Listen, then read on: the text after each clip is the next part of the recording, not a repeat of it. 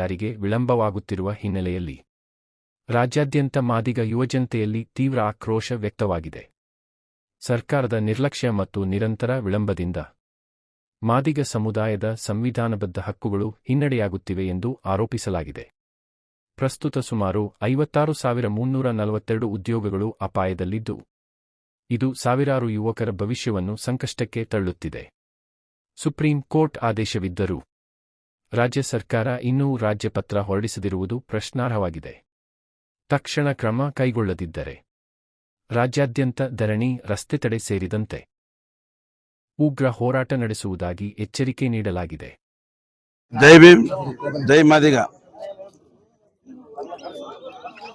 ಈಗಾಗಲೇ ಮಾದಿಗ ಯುವ ಸೇನೆ ಪಡೆಯಿಂದ ಇವತ್ತಿನ ಶಾಸಕರ ಭವನದಲ್ಲಿ ನಡೆದಂಥ 31 ಜಿಲ್ಲಾದ ಎಲ್ಲ ನಾಯಕರು ಬಂದು ಈ ಮೀಸಲಾತಿ ಬಗ್ಗೆ ಚರ್ಚೆ ನಡೀತು.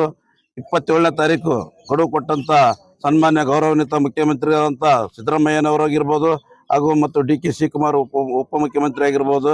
27ನೇ ತಾರೀಕು ಡೆಡ್ಲೈನ್ ಮೀಸಲಾತಿ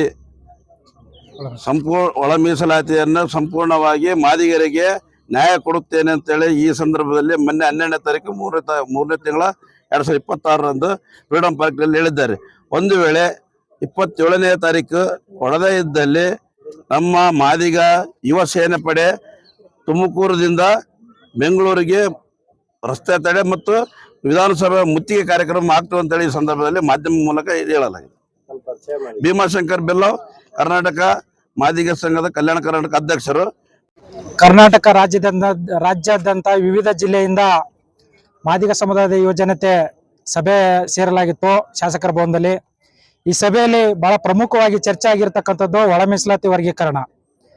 ಬಹುಶಃ ಒಳ ಮೀಸಲಾತಿ ವರ್ಗೀಕರಣ ಮಾಡುವಲ್ಲಿ ಸರ್ಕಾರ ಸಾಕಷ್ಟು ವಿಳಂಬ ಮತ್ತು ಅಸಡ್ಡೆ ತೋರ್ತಾ ಇದೆ. ಇದು ಸಾಕಷ್ಟು ಸಂಘರ್ಷಕ್ಕೆ ಎಡೆ ಮಾಡಿಕೊಟ್ಟಿರ್ತಕ್ಕಂಥ ಸಿಚುವೇಶನ್ ಅಂತಂದು ಹೇಳ್ಬೋದು.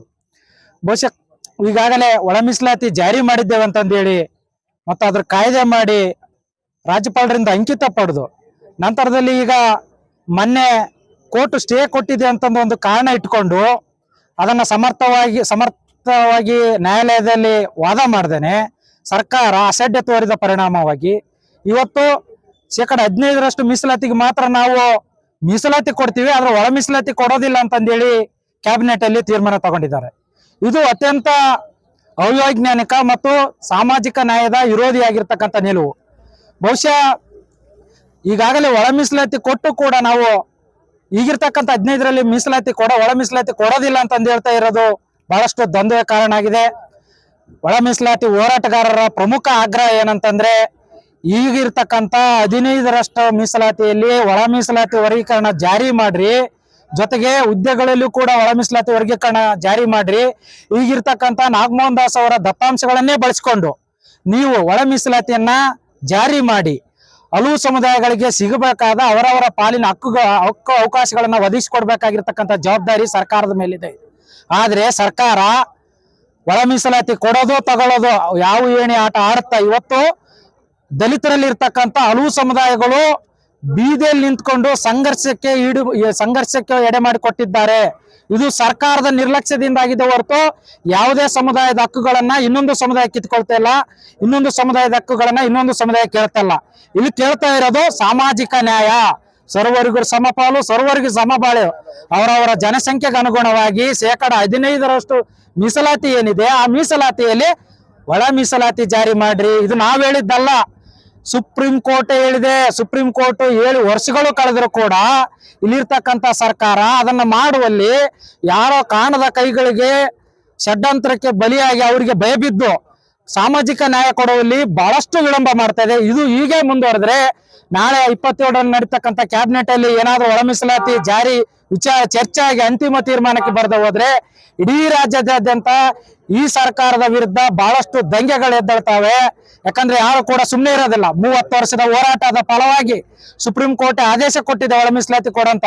ಇಲ್ಲಿರ್ತಕ್ಕಂಥ ಸರ್ಕಾರ ಕೊಡೋದ್ರಲ್ಲಿ ತಾರತಮ್ಯ ಮಾಡ್ತಾ ಇರೋದು ಯಾವ ಸಮುದಾಯಗಳು ಕೂಡ ಒಪ್ಪೋದಿಲ್ಲ. ಇನ್ನೊಂದು ಆಳುವ ಸರ್ಕಾರ ಈಗಿರ್ತಕ್ಕಂಥ ನಿರುದ್ಯೋಗಿ ಯುವ ಸಮುದಾಯಕ್ಕೆ ಒಂದು ಸುಳ್ಳನ್ನು ಹಬ್ಬಿಸ್ತಾ ಇದೆ.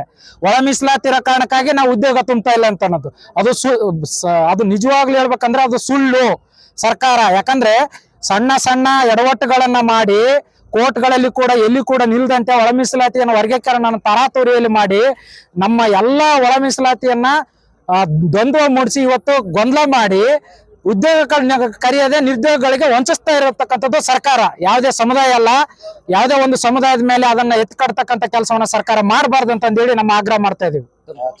ನನ್ನ ಹೆಸರು ಅನಿಮೇಶ್ ಗುಂಡೂರ್ ಅಂತ, ವಕೀಲರು, ಬೆಂಗಳೂರು.